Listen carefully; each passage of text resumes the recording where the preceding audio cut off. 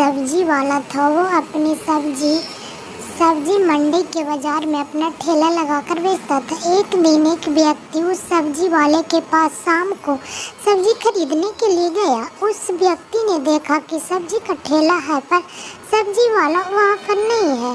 उस व्यक्ति ने सोचा कि ये सब्जी वाला कहीं पर काम से गया होगा, थोड़ी देर रुककर इंतजार करता हूँ।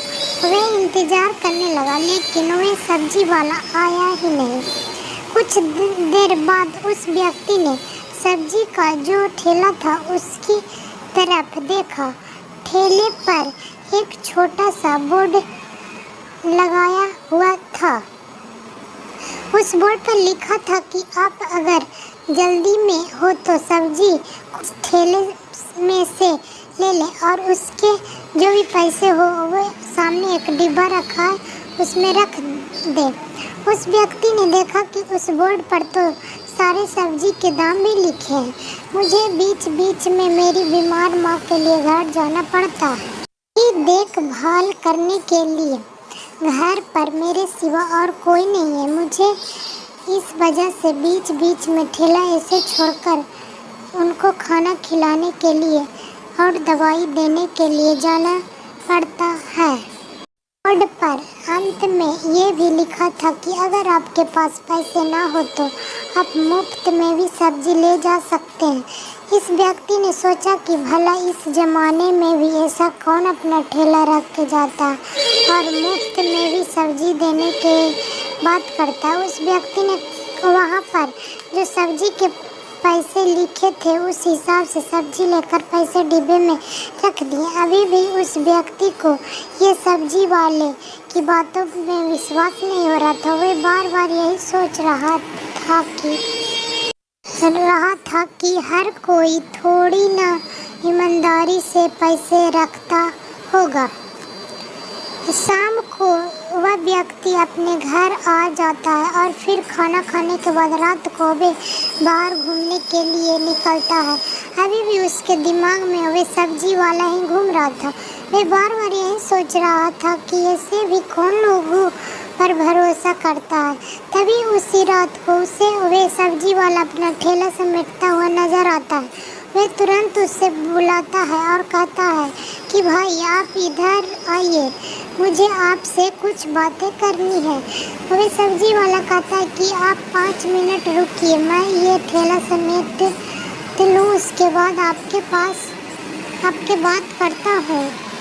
वह सब्जी वाले उस व्यक्ति के पास जाता है और वह व्यक्ति उसे कहीं बिठाता है और उनसे कहता है कि आप मुझे ये बताइए कि आप अपने सब्जी का ठेला ऐसे कैसे छोड़कर चले जाते हैं।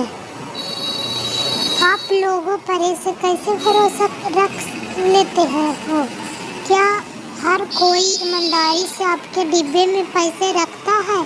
ये सब सुनने के बाद सब्जी वाला ने उस व्यक्ति को अपनी कहानी सुनाई।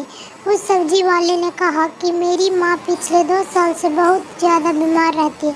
मेरी पत्नी मर चुकी है और मेरे कोई संतान भी नहीं है।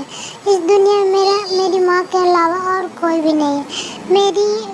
मैंने मेरी माँ को एक दिन कहा था कि हमारे पास इतने पैसे नहीं है कि मैं कमाने ना जाऊँ और हर वक्त तुम्हारे पास रुको। मेरी माँ मुझे यही कहती रहती है कि बेटा तुम मेरे पास ही रहो, बाहर मत जाओ। मैंने उनको समझाने की बहुत कोशिश की थी कि मैं अगर सब्जी बेचने नहीं जाऊंगा तो फिर आपकी दवाई और हमारे खाने पीने के पैसे कौन देगा। माँ ने कहा कि बेटा तुम सब्जी का ठेला सब्जी मंडी में हर सुबह रख दो और उसके साथ एक बोर्ड भी लगा देना जिससे हमारी पूरी कहानी लिख देना। मैंने उनको ये भी कहा था कि अगर लोग पैसे होने के बावजूद भी मुफ्त में सब्जी ले गए तो मैं ऐसे कैसे किसी पर भरोसा रख सकता हूँ।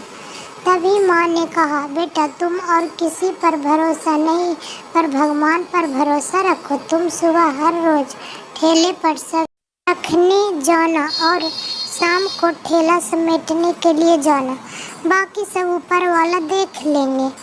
मैंने सोचा कि मैं एक बार माँ का बताया हुआ तरीका इस्तेमाल तो करूँ।